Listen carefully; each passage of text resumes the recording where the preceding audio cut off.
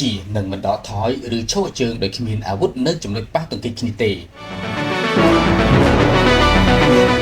អគ្គមេបញ្ជាការដ្ឋានកងយុទ្ធពលខេមរៈភូមិន្ទបានបញ្ជាក់ថាកម្ពុជានឹងមិនដកថយឬឈរជើងដោយគ្មានអាវុធនៅចំណុចដែលប៉ះទង្គិចគ្នានោះទេនេះបើយោងតាមសេចក្តីថ្លែងការណ៍ពីលទ្ធផលជំនុំជាមួយថៃនៅយប់ថ្ងៃទី29ខែឧសភាឆ្នាំ2025នេះក្នុងសេចក្តីថ្លែងការណ៍បញ្ជាក់ថាក្រោយជំនួបរវាងមេបញ្ជាការកងទ័ពជើងគោកកម្ពុជានាយឧត្តមសេនីយ៍ម៉ៅសុផាន់មេបញ្ជាការកងទ័ពជើងគោកថៃនាយឧត្តមសេនីយ៍ផាណាក្រឡៅបុលតុកនៅរសៀលថ្ងៃទី29ខែឧសភានេះភាគីទាំងពីរបានសម្រេចលទ្ធផល4ចំណុចដោយបន្តដោះស្រាយស្ថានភាពព្រំដែនតាមគ្រប់យន្តការដែលមានស្រាប់បន្តគ្រប់គ្រងស្ថានភាពតាមស្ថានភាពដើមរក្សាភាពអត់ធ្មត់គោរពបូរណភាពទឹកដីទៅវិញទៅមកហើយកម្ពុជានឹងមិនដកថយឬឈរជើងដោយគ្មានអាវុធនៅចំណុចដែលប៉ះទង្គិចគ្នានោះទេសេចក្តីថ្លែងការណ៍ត្រង់ចំណុច4បញ្ជាក់ថាភាគីកម្ពុជានឹងមិនដកថយឬឈរជើងដោយគ្មានអាវុធនៅចំណុចដែលបានប៉ះទង្គិចគ្នានោះទេព្រោះទីតាំងនោះភាគីកម្ពុជាឈរជើងតាំងពីមុនពេលចុះហត្ថលេខាលើអនុសារណៈនៃការយោគយល់គ្នា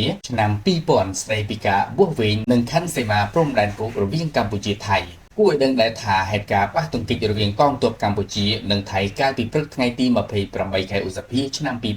2025នៅចំណុចព្រំដែនមុំ3ស្រកជុំសានខេត្តព្រះវិហារបណ្ដាលមកពីការឆ្មក់ចូលវាយប្រហារពីកងទ័ពថៃមុនលើទ័ពកម្ពុជាសកម្មភាពនេះធ្វើឲ្យទាហានខ្មែរម្នាក់ស្លាប់បាត់បង់ជីវិតនិងបានបង្កស្ថានភាពព្រំដែនកម្ពុជាថៃឡើងកម្ដៅជាខ្លាំងដោយកងទ័ពកម្ពុជាបានចល័តទៅត្រៀមនៅខ្សែមុខនៅព្រំដែនផងដែរ